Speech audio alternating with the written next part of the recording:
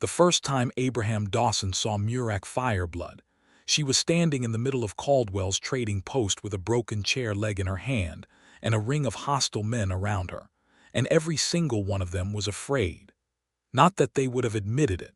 Men like the ones in Caldwell's post, trappers, drifters, homesteaders with hard eyes and harder opinions, rarely admitted to anything so honest as fear.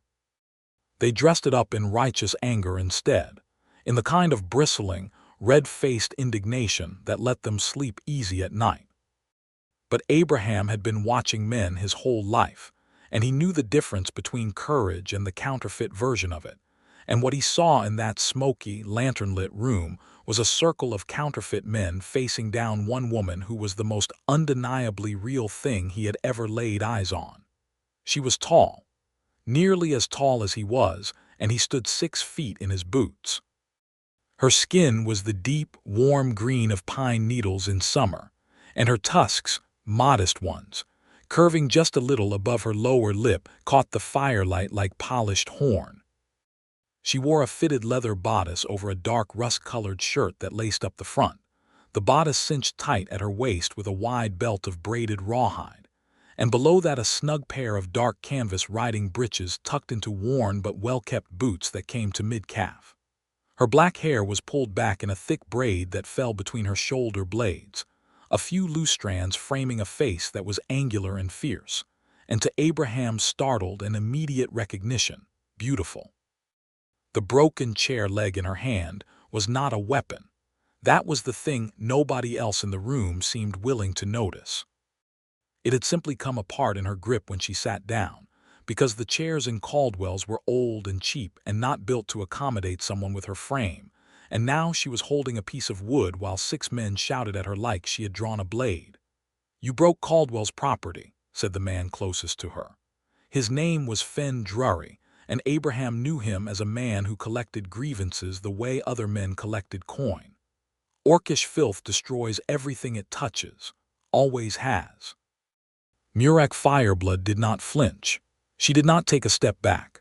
She looked at Fen Drury with dark amber eyes that were entirely, magnificently calm, and she said, "The chair was rotted through. It failed on its own. I will pay for the wood." "Pay." Fen laughed, and the other men laughed with him, the way men in groups do when they need the group's permission to say something they already decided to say. "What does an orc have worth trading? You come down from the mountains alone, no clan, no mark, no—" "Enough." Abraham had not planned to say it. The word came out of him the way breath comes out after you've been holding it too long, not a decision exactly, more a release of pressure. Every head in the room turned toward him. He was standing near the back wall, where he had been waiting for Caldwell to finish tallying his account so he could pay for his lumber order and get home before dark. He had a cup of cold coffee in his hand that he did not remember picking up, and he set it down on the nearest surface with a quiet click that was somehow louder than anything that had been said in the last 5 minutes.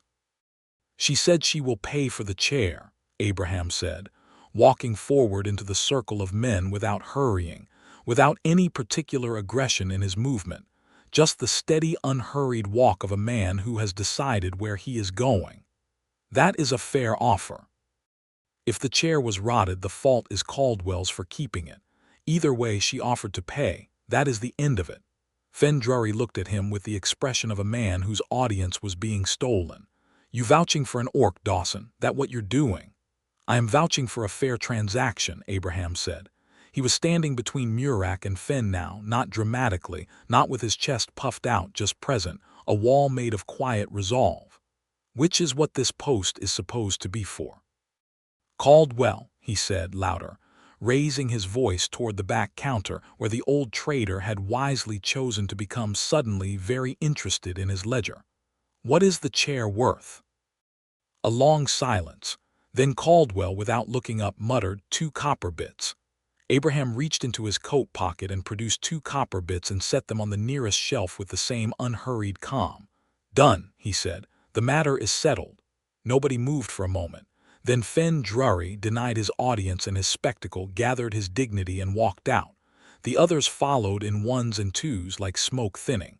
The room returned to its ordinary business. Abraham turned around.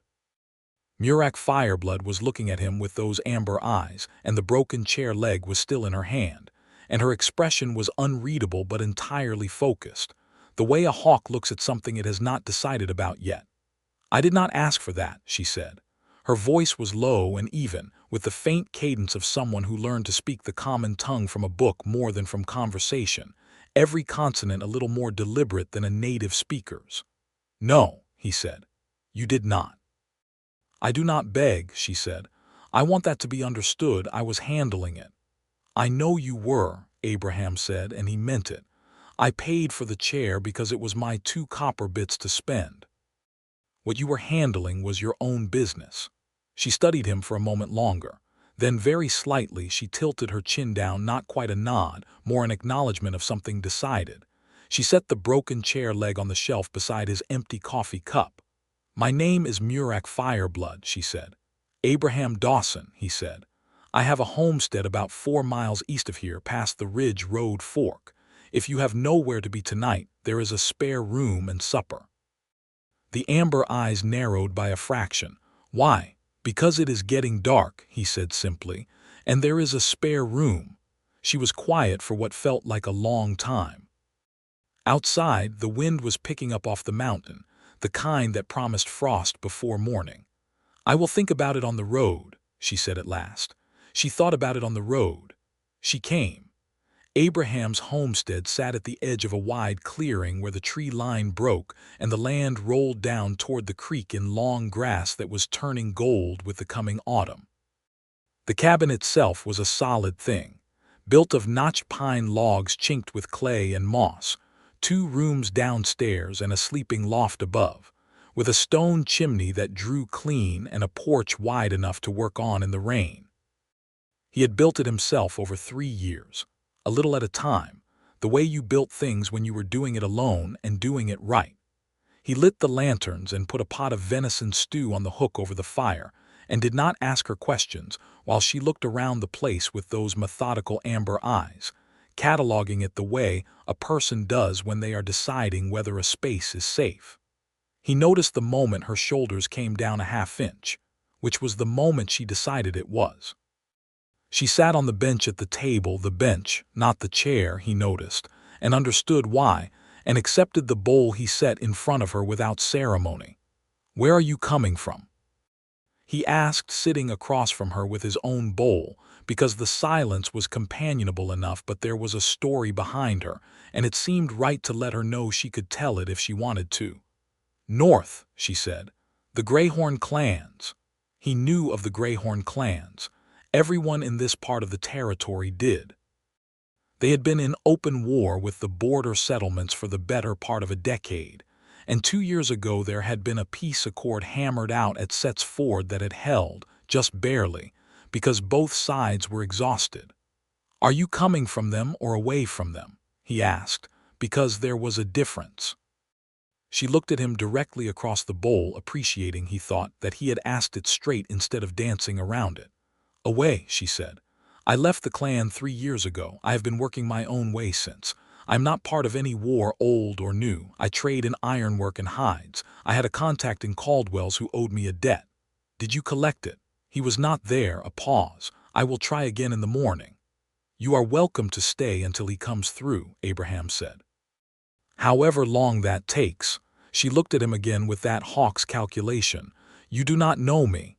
"No," he said.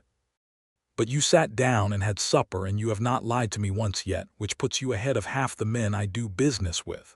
Something shifted in her expression then, something small and almost surprised, like a door that had been held shut for a long time moving slightly on its hinges without her meaning it to. She turned back to her stew. "One night," she said. "I will not impose." She stayed 3 days. Her contact, a trader named Bess Hollow who came through Caldwell's on irregular circuits, did not appear on the first morning or the second, and Murak Fireblood was not a person who knew how to be idle. On the first full day she chopped a season's worth of firewood before Abraham was back from the creek, stacking it against the side of the cabin with a precision that was almost architectural. He stood and looked at it for a long moment. "You did not have to do that," he said. "I was awake," she said, as if that explained everything, and in a way it did. He did not tell her to stop. He understood, in some wordless way, that she was paying her keep in the only currency she trusted, which was work, and that telling her it was unnecessary would feel to her like a kind of insult, a suggestion that she was the sort of person who took without giving. So he thanked her simply and went to his own work, and they moved around each other on the property with a practical ease that surprised him, neither of them crowding the other, each aware of the other's rhythm. On the second day he was working on one of the porch beams that had developed a crack, and she came and watched him for a while without saying anything, and then said, "You are not accounting for the grain of the wood. The brace should be perpendicular, not angled. It will hold better." He looked at what he was doing. She was right. He adjusted the brace. "Where did you learn joinery?" he asked. "I spent 2 seasons in the settlement at Hartwall," she said. There was a carpenter who did not mind teaching someone who showed up and worked hard. He minded other things about me, but he did not mind that. There was something in the way she said it, the practiced neutrality of someone who has long since decided not to let that kind of thing cost them anything, that made something tighten in Abraham's chest. He kept his eyes on the brace. "His loss," Abraham said quietly. "You have a better eye for grain than he probably did." She did not respond to that immediately. Then, after a long pause, she said, "You are a strange man, Abraham Dawson. So I have been told."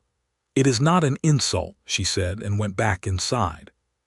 That night he made a discovery that should not have surprised him as much as it did, but did anyway. He had only the one proper chair at the table, a decent ladder back that he had traded for 2 summers ago, and when Murak sat at the table for supper she sat on the bench again, as she had the night before. He had thought it was preference. Then he saw her look at the chair, just for a moment, with an expression that was not quite longing and not quite frustration, just a kind of quiet assessment of a problem that had no solution, and he understood. The chair was built for someone smaller.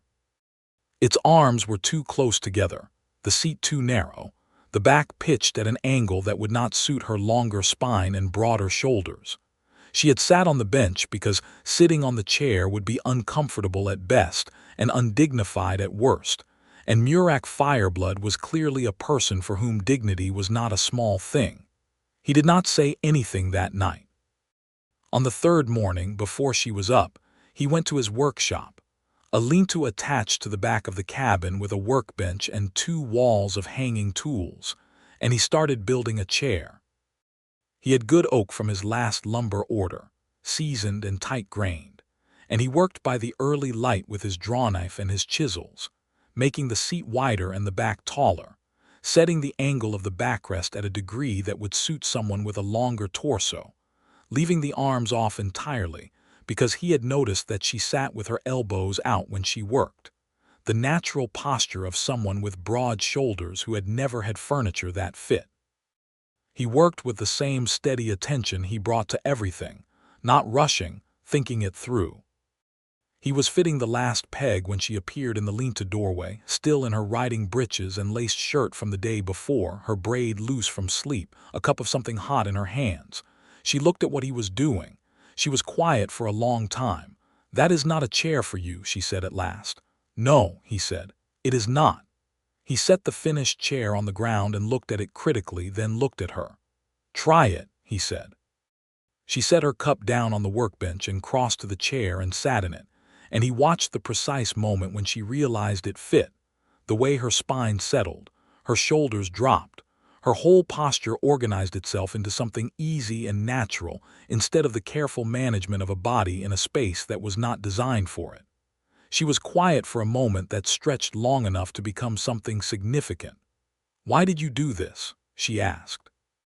He picked up his drawknife and turned it over in his hands, looking at it rather than at her, because the answer felt too direct to deliver straight on. "Because you did not ask me to," he said, "and you would not have. And the bench is not good enough." He heard her breath go out slowly. He looked up. Her amber eyes were very bright, and she was holding her own expression with both hands, so to speak, keeping very still. "I do not beg," she said, and her voice had lost its practiced neutrality, just for a moment, just enough to let him hear the worn place underneath the words, the place that had said that to herself in the dark, alone, more times than she would ever tell him. "I know," he said, and he meant every syllable of it. "That is not what this is. This is just a chair. You are a person who deserves a chair that fits." She looked at him for a long moment. Then she looked away, out through the open side of the lean-to toward the yellow-grassed clearing and the tree line and the early mountain light that was coming in low and gold across everything. "Bess Hollow came through last night," she said very quietly. "I saw her wagon this morning on the Ridge Road." "Right," he said. "I should go and meet her." "Right," he said again. "I will be back before noon," she said. She got up from the chair without making it into anything. She went out across the clearing toward the road. Abraham looked at the empty chair for a while. Then he picked up his drawknife and started on the back of a second chair, because there was no good reason to have just one. She came back before noon, as she had said she would. Bess Hollow had not had the full payment owed, only a partial settlement and a promise of the rest by winter, which Murek had apparently accepted with measured displeasure. She set a small wrapped parcel on the table, part of the payment, a block of good rendered iron, and stood in the middle of the cabin looking at Abraham in a way that suggested she was thinking through something complicated. "I am traveling south toward the Pintail River Market," she said. "I had planned to be there by the end of the month. There is a buyer there for the iron." "That is a long road," Abraham said. "It is." "Alone," he said, not as a challenge, just a fact on the table. "I travel alone," she said. "I have for 3 years." "I know," he said. "I did not say you should not." She looked at him. "I am saying it myself," she said, and he had the sense she was not just talking about the road to Pintail River, that she was talking about something larger, the whole shape of the life she had built out of necessity and turned into something that looked, from the outside, like choice. "I am saying it and noticing that it sounds different than it used to." "Different how?" he asked, very carefully. She did not answer right away. She walked to the table and sat in the new chair, her chair, and put her hands flat on the table in front of her and looked at them. "I will come back through here when I return from Pintail River," she said at last. "If that is all right." "There is a spare room," he said, which was what he had said at the beginning, but they both knew it meant something different now. "And supper," she said, with just the smallest suggestion of something warm in her voice, something that might, if you tilted your head right, be the very early beginning of a smile. "And supper," he confirmed. She left the next morning. He watched her ride out on the gray horse she had stabled in his small barn. He had offered and she had accepted after only a short pause, and the sight of her on that horse, straight-backed and purposeful in the early light, her braid catching the wind as she turned onto the ridge road, did something to his chest that he spent the next several weeks working very hard not to think about directly. He thought about it anyway. He built the second chair. Then he rebuilt the bench too, making it wider and more stable, because it seemed like the right thing. He repaired the porch. He brought in the last of the garden and put up the root vegetables in the cold cellar. He did his work and he kept his mind on it, and every evening he sat in his chair at the table and looked at her chair across from him and thought about Murek Fireblood with her amber eyes and her unshakable, unspeakable dignity, and the way the new chair had fit her like it had been made for her, because it had. She came back 6 weeks later. She came in the evening, later than he had expected, and when she rode into the yard he saw immediately that something had happened. Not violent harm. She was upright on the horse, controlling it with her usual precision, but there was something in her posture that was different from the woman who had ridden away. She dismounted and he came out to meet her, and when she turned her face to the light of the lantern, he saw the careful blankness she was wearing, the way you wear armor over a bruise. "Come inside," he said. "Nothing else." She did. He put the horse up and came back in to find her at the table in her chair with her hands wrapped around a cup of water that he had already left for her. He stirred up the fire and put the kettle on and did not ask anything. It took until the tea was made. Then she said, "The market at Pintail River. There was a man there, a merchant named Corval. He had been told there was an orc woman trading iron without clan affiliation, and he thought that meant there was no one to answer for her." Abraham kept his hands very still. "What did he do?" "He tried to take the iron without paying," she said. "He had 4 men with him.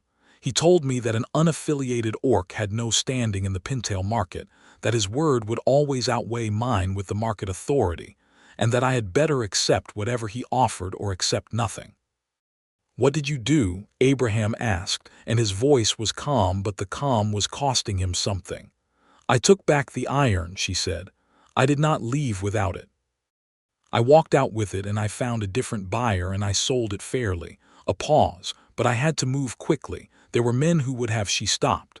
"It is not the first time," she said. "It will not be the last. I am aware of this. I have always been aware of it." "That does not make it acceptable," Abraham said quietly. She looked at him. "No," she said, "it does not. But acceptable has never been a word I have applied to much of my life." He sat down across from her, and he said something he had been thinking about for 6 weeks but had not let himself plan to say, because he had not known until this moment whether it was the right thing or just the thing he wanted. "I have been thinking," he said slowly, "about going to the Pintail River market next season. I have timber and worked goods that would sell well there. It would make sense to go together if you are planning another run." She looked at him. "As business partners," she said. "If that is what you want to call it," he said carefully. "What would you call it?" she asked, and the amber eyes were very steady, asking something larger than the words. Abraham looked at her directly. "I would call it not wanting you to face that road alone," he said, "when you do not have to." Something moved in her face, deep and slow, like the ground shifting beneath a glacier. "You would travel with an orc woman," she said very quietly. "People would talk." "People talk," he said. "I have never found it slows them down." She looked at him for a long time. Then she said, "I have a second run to make before winter, north to the Greyhorn settlement. Not the war clan, there is a small trading post there run by an elder who deals in furs. I have a standing arrangement. It is a harder road." "I know the North Passes," he said. "I trapped through there for 2 seasons when I was younger." She tilted her head slightly to one side. He had come to understand this meant she was recalibrating something. "You are not going to make this simple, are you?" she said. "I am trying to make it simple," he said. "I am saying I would like to travel with you if you will have the company." The silence was long and warm and not uncomfortable. The fire crackled.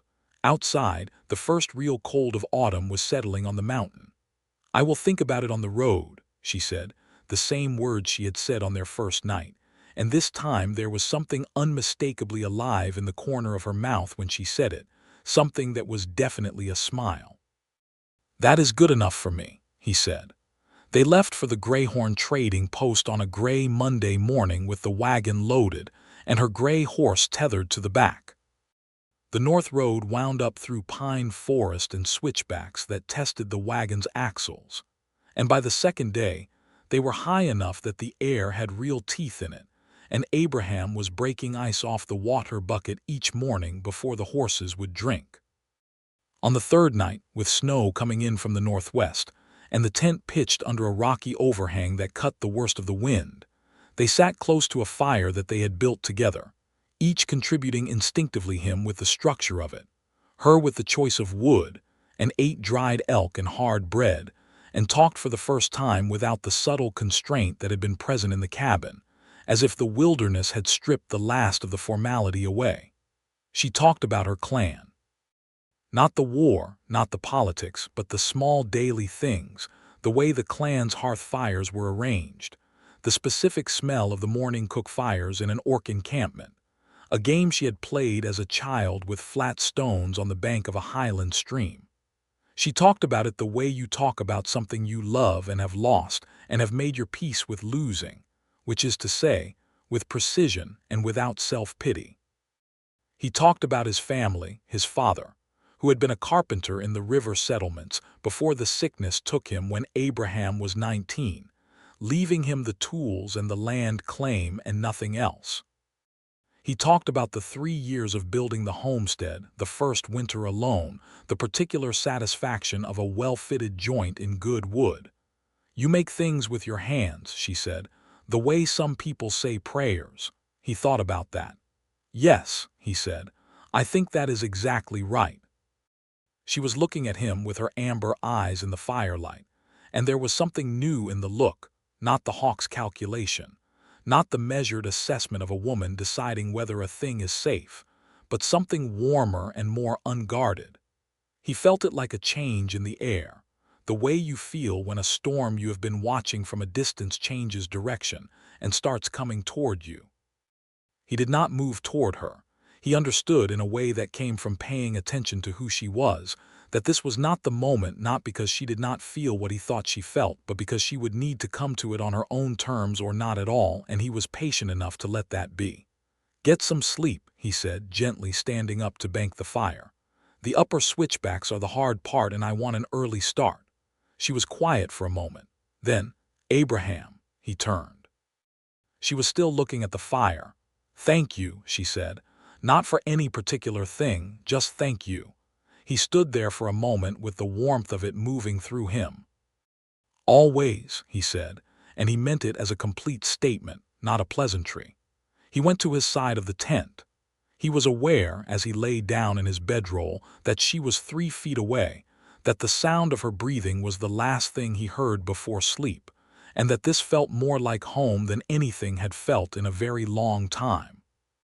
The Greyhorn Trading Post was a cluster of low buildings at the edge of the tree line, presided over by an orc elder named Varug, who was ancient and broad, and looked at Abraham with eyes that had seen several generations of human-orc relations, and had very few remaining illusions about any of them.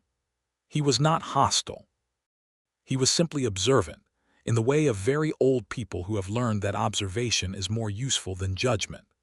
Murak greeted Varug in her own language, a low rolling exchange that Abraham did not understand but could feel the shape of respectful, slightly formal, warming as it went.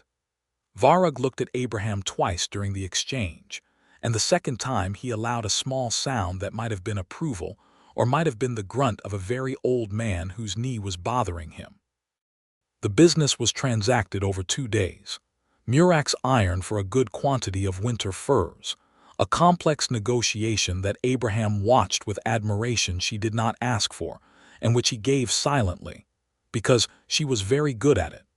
She knew exactly what she had and what it was worth, and she did not move from her number out of anything but genuine new information, never out of discomfort or the desire to be liked.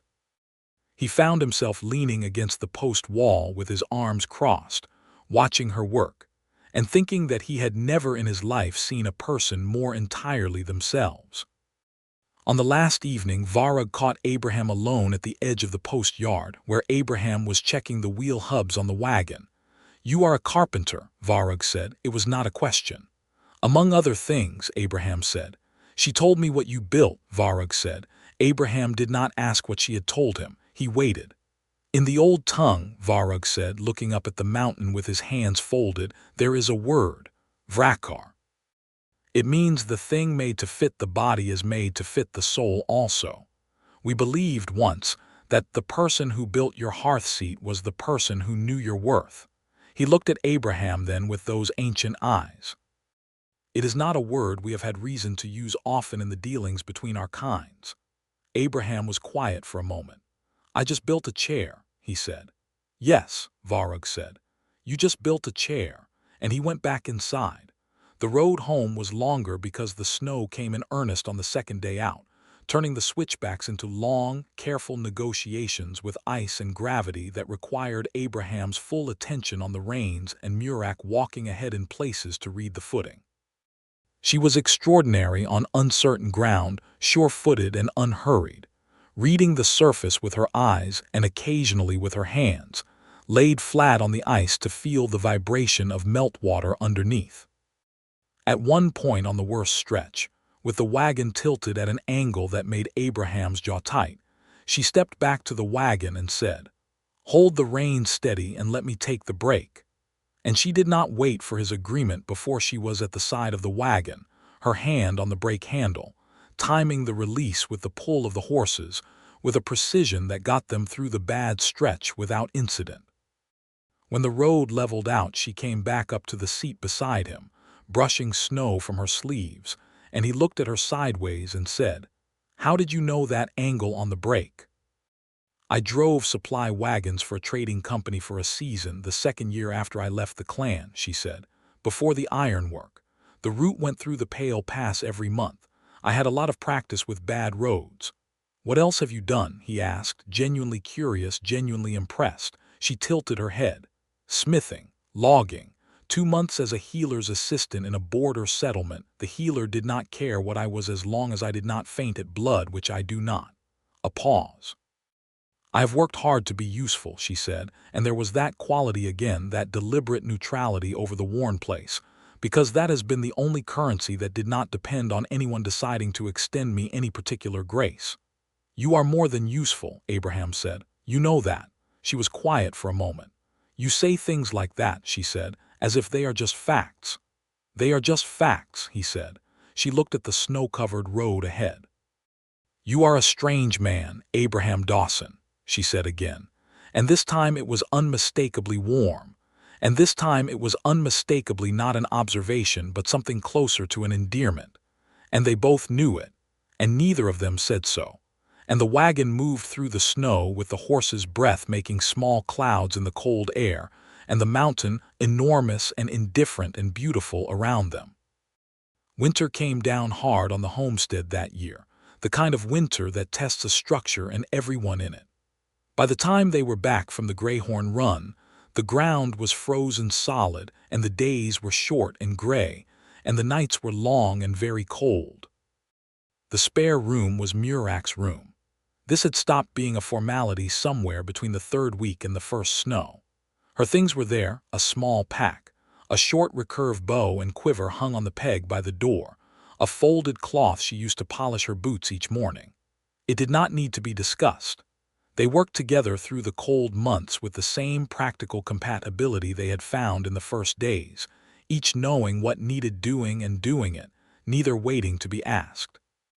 She was better than he was at tracking the weather. An orc skill, she said, something about the air pressure, though he suspected it was also years of living outdoors, which taught you to read the sky the way a carpenter reads wood grain.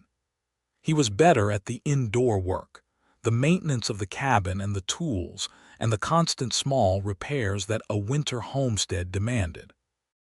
In the evenings they sat by the fire, usually with something in their hands, he with wood or leather, she with her fletching work or the small account book she kept her trading figures in, a square-cornered little volume she wrote in with a charcoal stick in a hand that was smaller and more careful than he would have expected from those broad, capable hands.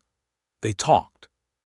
They talked more than Abraham had talked to any single person in the years since his father died, and it surprised him each time, not because there was something strange about it, but because he had forgotten that talking to someone could feel like this, like being met rather than like performing. She told him about the Greyhorn clan's traditions, the winter fire telling, where the elders narrated the history of the clan in the flames, and the children competed to identify the moments being shown. She told him about the specific grief of her departure from the clan, which had not been exile, but had been close enough to exile that the distinction had not always comforted her in the dark. There had been a disagreement large and ideological, and rooted in a war she had not wanted to fight, a directive from the war chief to raid a settlement of mixed families, settled humans and half-orcs who had built a life in a valley the war chief wanted cleared. She had refused. She had walked away. She had been 23 years old. "And your family?" Abraham asked very carefully. "My mother understood," she said. "My father was of the war chief's faction. We have not spoken since." A pause. "My mother sends word sometimes through Varug's post. She is well. She is proud of me, I think, though she cannot say it openly." Another pause, smaller. "I think about her often." "Tell me about her," Abraham said. And she did for the next 2 hours, speaking of her mother with a love that was as large and undefended as anything he had seen in her. Because here, in the firelit cabin in the winter dark, with his patient attention wrapped around her like another blanket, there was room for it. He listened to all of it. He asked questions that told her he was listening. When she finished, they were both quiet for a while, and the fire was low, and outside the wind was high and clean over the snow. "You are the only person I have told all of that to," she said. "Good," he said. "It should be told to someone." She looked at him. He looked at her. The fire popped and settled.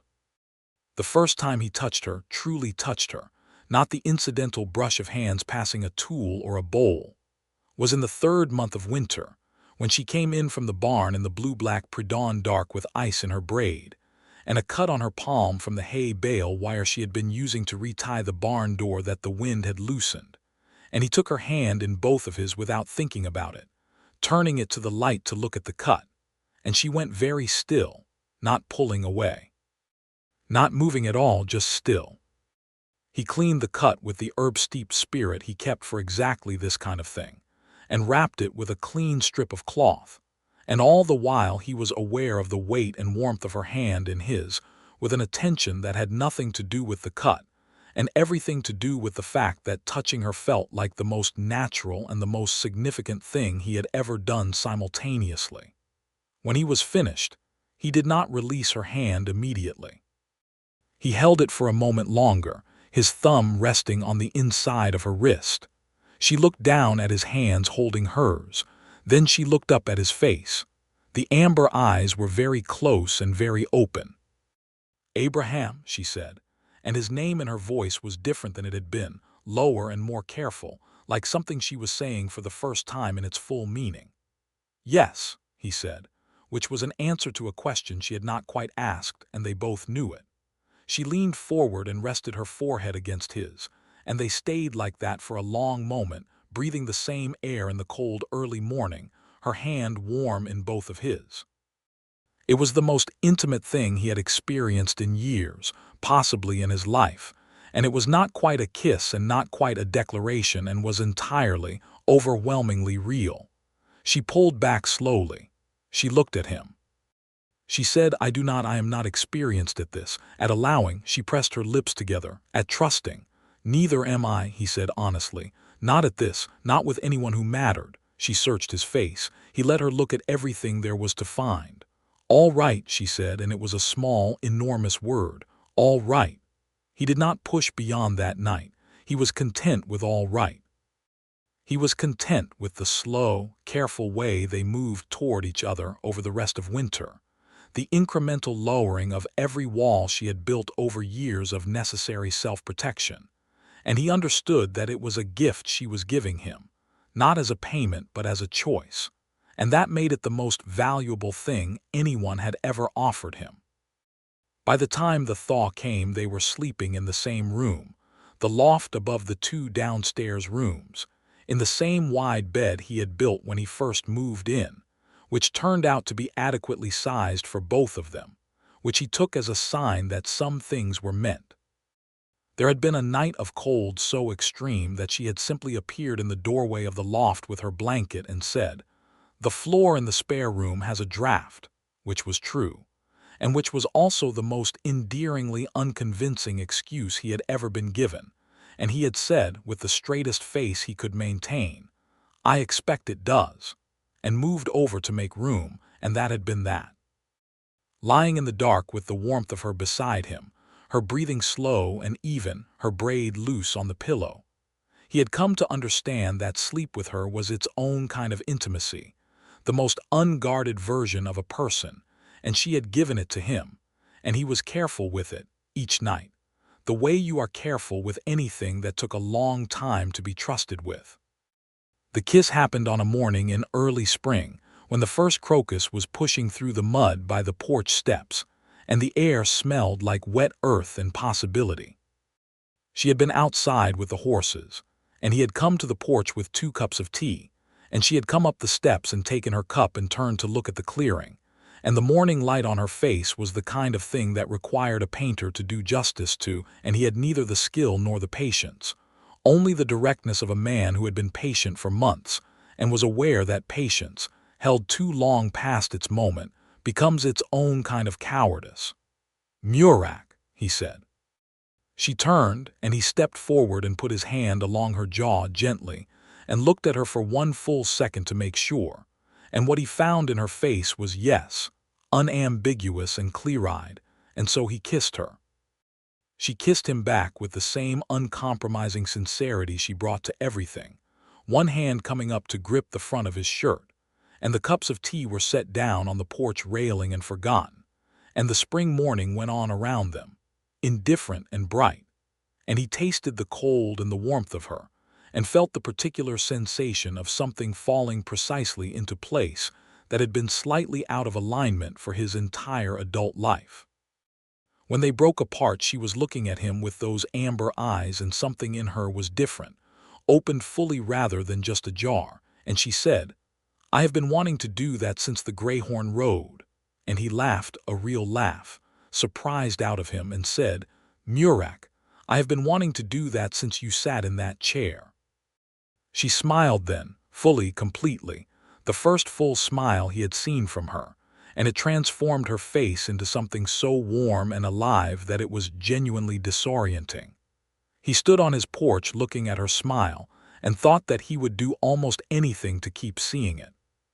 Spring brought a new complication in the form of the town of Redwater, which sat 6 miles south of the homestead, and was the nearest settlement of any size, with a weekly market and a blacksmith and a general store and a church, and enough residents to constitute a community, and enough community to constitute an opinion. Abraham had been doing his trading there for 3 years and had a decent standing. He was known as industrious and fair-dealing and largely quiet, which in Redwater counted for a great deal. He took Murak to the Redwater market in the 3rd week of April, because she needed to sell the furs from the Greyhorn Run and he needed to collect a timber order, and there was no good reason not to go together. He also knew, without quite articulating it, that Redwater was a test not for her, but for himself, and for his place in the community, and he wanted it done rather than avoided. The market was set up in the open square in front of the grain store, 20 or 30 stalls spread across the hard-packed dirt, and they came in on the wagon in the mid-morning when the crowd was at its height, and Abraham was aware immediately of the way the attention moved across the square toward them like a wave, heads turning, conversations pausing, the particular quality of a crowd recalibrating itself around an unexpected thing. Murak was perfectly composed beside him on the wagon seat, her back straight and her eyes forward, and he put his hand on her knee briefly, a small, clear, public statement of solidarity, and she did not pull away from it. They set up the first stall at the edge of the market, and business was slow at first, because people were watching before they would approach, and some of the watching had the quality of Fen Drury's watching at Caldwell's, assessing and hostile. But some of it was just curiosity, and Abraham had always found curiosity something you could work with. The first person to approach their stall with genuine intent was a woman named Martha Eves, who ran the general store with her husband, and who was practical before she was anything else. She looked at the furs with a buyer's eye, asked Murak a direct question about the pelt's condition, received a direct and detailed answer, and completed a fair transaction without commentary on anything other than the goods. Martha Eves left with 3 good winter pelts, and Murak watched her go with something that might have been the beginning of surprise. "That went well," Abraham said quietly. "She is a businesswoman," Murak said. "Businesswomen are usually better at seeing what is in front of them." The harder part came in the early afternoon, when a cluster of men from the south quarter of Redwater, 4 of them, including a stocky man named Cole Drent, whom Abraham had always found reliably unpleasant, came and stood at the edge of the stall's space and did not buy anything and did not move on. "Dawson," Drent said finally, "you're keeping interesting company these days." "Murak Fireblood," Abraham said clearly for the street to hear. A trader I am in business with. Do you need furs, Cole? What I need, Drent said, with the careful smile of a man who is choosing his words for the audience he knows he has, is to understand why an orc from the Greyhorn warclans is setting up shop in Redwater's market. Former Greyhorn, Murak said before Abraham could speak, her voice carrying without effort, even and clear. I left the clan 3 years ago. I deal in ironwork and furs. My goods are legal, my weights are honest, and I pay the market fee same as everyone here. She looked at Drent with those amber eyes that were completely, devastatingly calm. If you have a concern about any of those specifics, I am happy to address it. If your concern is with my face, I cannot help you with that. There was a beat of absolute silence, and then, from somewhere in the crowd that had gathered, a short, involuntary laugh. Then another. Drent's face went red and he turned and walked away because there was nothing to say to that, and his 3 companions went with him, and Martha Eves, who had returned to buy a 4th pelt, said to Murak, quite audibly, fair-spoken, that. Thank you, Murak said, and turned back to her goods, and Abraham breathed out slowly and looked at the side of her face and felt pride move through him like warm water. On the ride home, when they were out of town and the late afternoon light was coming through the trees in long warm slants, she said very quietly, I was afraid. I know, he said, I'm not usually afraid of words. These were not just words, he said, they were your place, your right to be somewhere. She was quiet for a moment. You said my name, she said, to the street, clearly. It is your name, he said simply. Why would I not say it? She reached over and put her hand over his where it rested on his knee, and pressed it once gently, and then kept it there. And they rode home like that, through the long spring light, her hand warm over his.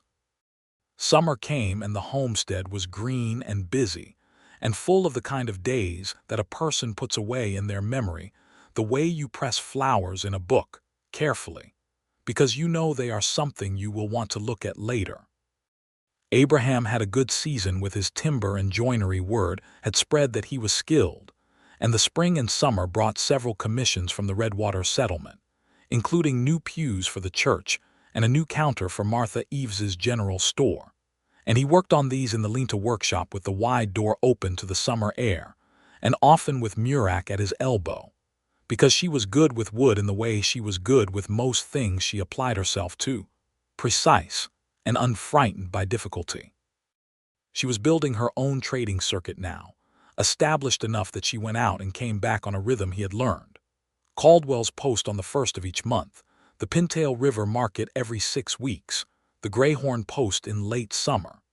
He went with her when she wanted him to and stayed home and worked when she needed the independence of it, and this balance was something they had found without negotiating, by each paying enough attention to the other to know when they were needed and when they were not. The incident at the Pintail River Market in high summer was the thing that crystallized something that had been forming between them for months. Abraham was with her this time, and Corval, the merchant who had tried to take her iron the previous year, was there again, and he recognized her, and his assessment of the situation was altered precisely enough to be dangerous.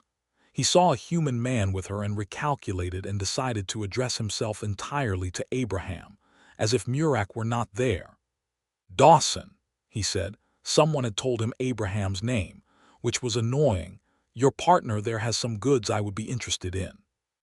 Shall we discuss terms? Talk to her, Abraham said. She is the trader, I am the carpenter. Right, Corval said, with a smile that was meant to be charming and landed as condescending. Only I find it easier to do business with people you think you can intimidate, Murak said, stepping forward so that she was beside Abraham and looking at Corval directly. Last year you tried to steal from me. This year you are trying to use him to go around me.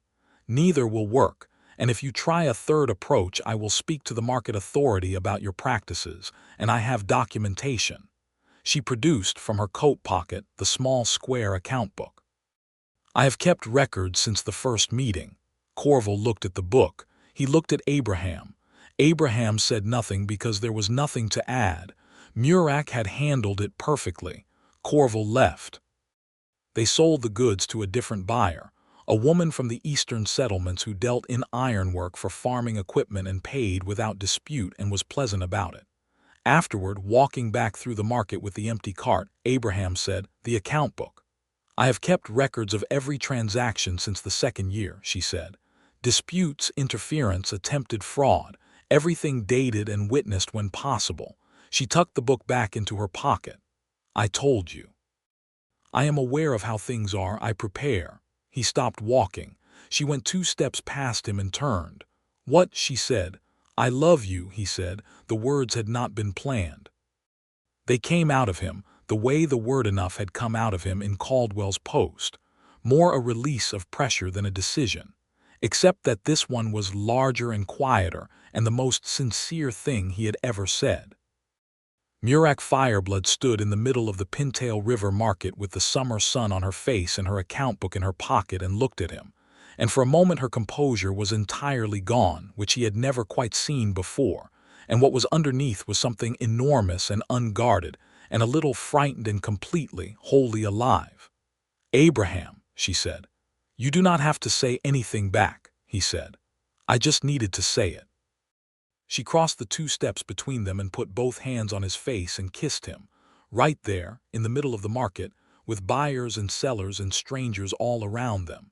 And she did not care, or if she cared she had decided it was not the most important thing, and he kissed her back with his arms around her, and the market went on around them, and it was ordinary and extraordinary simultaneously.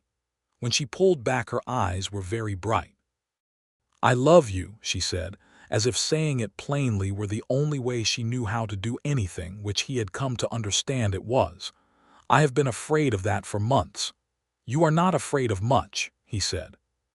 "This is different," she said. "This I could lose." He understood what she meant. She had left a home once for her principles and survived the loss of it. She had built something new alone and survived the difficulty of it. But this them was something she had not planned for, had not protected herself against, had let happen despite every reason not to, and the vulnerability of it was real and earned, and he held it with both hands. "I am not going anywhere," he said. "I want to be very clear about that." She searched his face. She found what she was looking for. "All right," she said, and it was the same small, enormous word. They came home from the Pintail River market late, and tired and warm with something that was making the whole ride lighter. And that night, in the loft of the cabin with the summer dark through the open window, and the sounds of the land around them, the relationship between them completed itself in the way that relationships do when they have been building long enough and carefully enough, when every small act of trust and tenderness has been accumulated into something that can hold the weight of full surrender. He held her carefully, and she held him with her full strength, which was considerable, and the warmth between them was as real and complete as anything Abraham Dawson had ever experienced, a warmth made of long months of attention and honesty, and the specific intimacy of knowing and being known. Afterward she lay in the crook of his arm with her braid loose around her, and his hand moving slowly through her hair, and neither of them spoke for a long time, and the silence was entirely sufficient. "I was not planning on this," she said eventually, to the ceiling, with a wonder in her voice that she made no effort to conceal. "Any of this." "Neither was I," he said. "I was planning on a chair." She made a sound that was unmistakably a laugh, low and real and unfamiliar in its ease, and it was the best sound he had heard in his life, and he filed it away in the same careful place. He put all the things he wanted to keep. The question of formality came up in autumn, not dramatically but with the kind of steady weight that important questions carry when they have been hovering around 2 sensible people long enough. It was Martha Eves who brought it into the open, as Martha Eves had a habit of bringing practical things into the open, without apparent embarrassment about doing so. She had come to the homestead with a small order for Murak, a length of good tanned leather she had sourced from a tanner up the road, and over the cup of tea that courtesy required, she looked at Abraham and then at Murak, and then at Abraham again with the frank gaze of a woman who does not see why things should not be said. "You two are building a life together," she said. "Anyone can see it. There is no reason legally that it cannot be formalized. Redwater does not have a law against it. The charter is clear on that any free adult residents may formalize a bond before the market authority. It is not the church, but it holds. Murak looked at the table. Abraham looked at Murak. It is not a small thing, Abraham said, addressing Murak. I know that. I know what it would mean for you being here with a formal tie to a human settlement. It means safety, Martha said practically. Legal standing, a name on a deed, things that matter when the weather turns. Martha, Abraham said. I am only saying what is true, Martha said and drank her tea.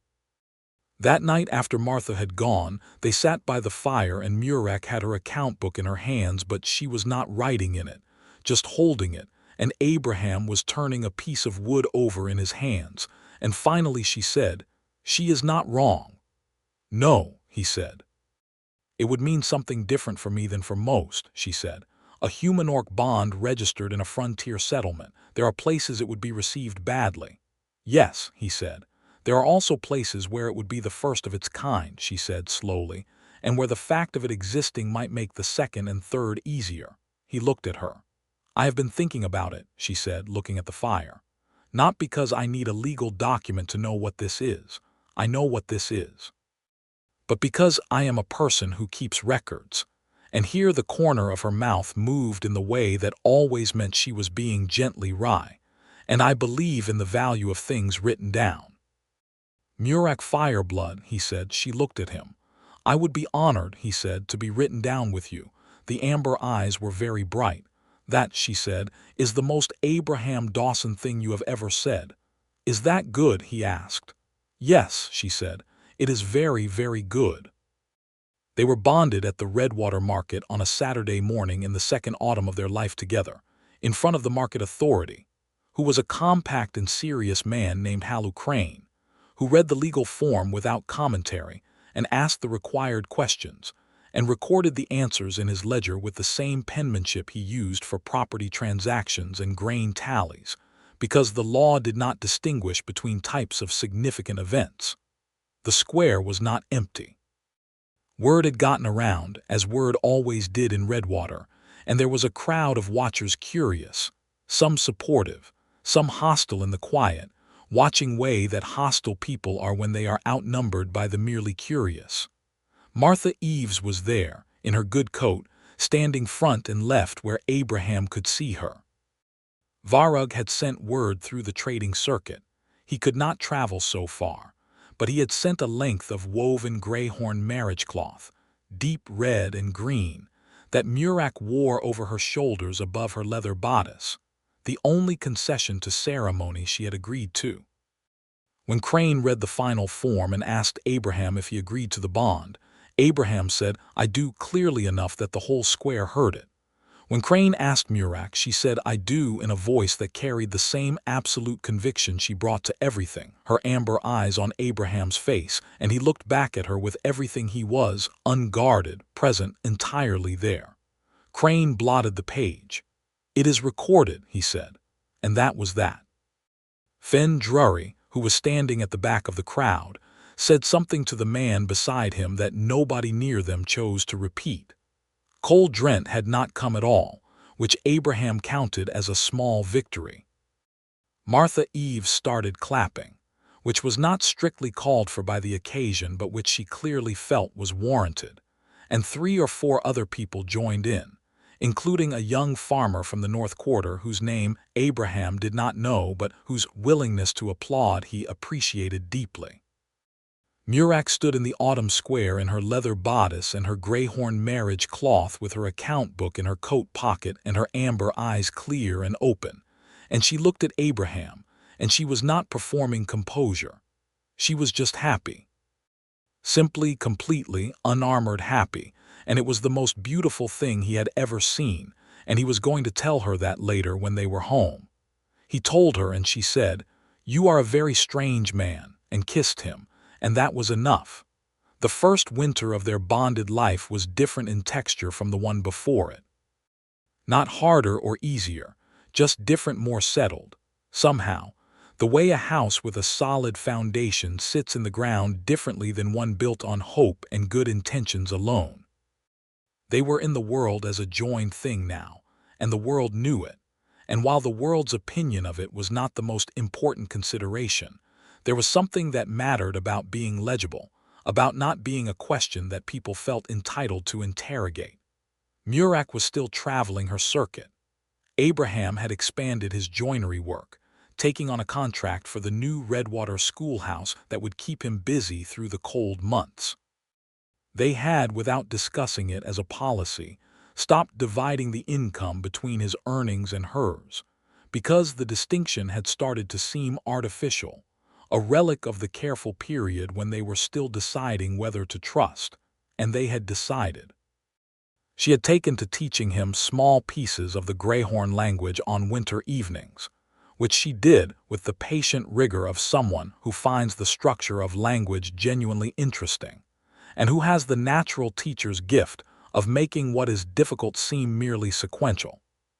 He was not good at it, and she told him so with direct affection, and he kept trying anyway, and occasionally he would successfully produce a phrase with the right tonal inflection, and she would look at him with an expression of genuine delight that made all the failed attempts worth it. He was better at the written form, because she taught him the characters as shapes first, which suited his carpenter's eye, and by midwinter he could read simple Greyhorn text, which he used precisely once to write a short message to Varug's post that made the old elder send back a reply that contained, according to Murak's translation, the Greyhorn equivalent of "well done." In the second spring of their bonded life, a child came. She told him in the way she told him everything important, directly, in the morning, without preamble, looking at him to see his face. He was quiet for a moment, not with reluctance or doubt, but with the magnitude of it, which was considerable, and then he stood up from the breakfast table and went around it and held her carefully, and she led him with her arms around him and her chin on his shoulder, and neither of them spoke for a long time. "A half-orc child," she said eventually to the air over his shoulder. "In Redwater's territory." "Yes," he said. "It will not be simple," she said. "Nothing we have done has been simple," he said. "No," she said, and in her voice was everything they had done together, every road and market and bad road, brake handle and chair and winter fire, everything accumulated into what they were. "No, it has not. And it has been worth it," he said, "all of it, every piece." She pulled back to look at his face. Her amber eyes were searching and found what they needed. "Yes," she said, "it has. He built a cradle. He made it from the best oak in his stores, joined without a single nail, smoothed so fine it was like satin to the touch, and he carved along the headboard a series of small interlocking shapes that were partly the Greyhorn character for home and partly the woodgrain knot pattern he had always used as his own mark. His and hers, wound together, the way things were. The child came in deep winter, healthy and large, and arriving into the world with the kind of immediate indignant opinion about its circumstances that suggested it had inherited something from both its parents. A son. Abraham held him with shaking hands and felt something enormous and wordless move through him, and Murak lay back in the bed with exhaustion and the deepest peace on her face he had ever seen there. "He looks like you," she said. His skin was the warm brown-green of spring leaves, his hands already broad, his eyes dark and alert. "Mostly." "He has your hands," Abraham said, which was true, and which he said with a pride that encompassed everything. They named him Verk Dawson Fireblood, Verk for the Greyhorn elder who had sent the marriage cloth and who received the news by trading circuit message with the single-word response of good, and Dawson Fireblood because a name, like a deed, like an account book, like a chair, is a thing built to fit the person who carries it. Redwater's reception of young Verk was, like Redwater's reception of most things, divided. Martha Eves brought a good wool blanket and said he was the solidest-looking baby she had seen in years, which was true. Fen Drury, encountering the baby in the market, made a face that suggested he had bitten something sour and moved along, which was the most anyone could reasonably ask of Fen Drury. The young farmer from the North Quarter, whose name Abraham had by now learned was Tilbury, stopped Abraham on the road one morning and said, a little awkwardly, that he had heard about the baby and he thought it was good. "There are people coming into this territory," Tilbury said, "who are going to build it differently than the old ones. I want to be one of those people."